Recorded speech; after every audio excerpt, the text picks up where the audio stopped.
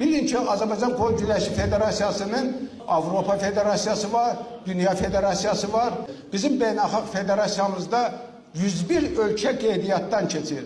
Avropa çempionatında, rəsmi federasiyada 50 ölkə qeydiyyatdan keçir. Əziz gənclər, Olimpiyat çempionatına gedən yol ancaq rəsmi yarışlardan keçir.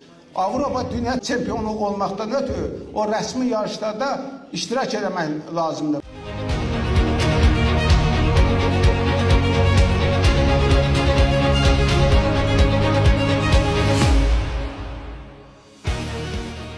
Burada İbrahim Cəlilov var, burada Səid Mustafayev var. O bizim rəsmi yarışların qalibidir. 250'den artıq ölkəyə medal gətirmişik. Ondan 150'si qızıl medaldır.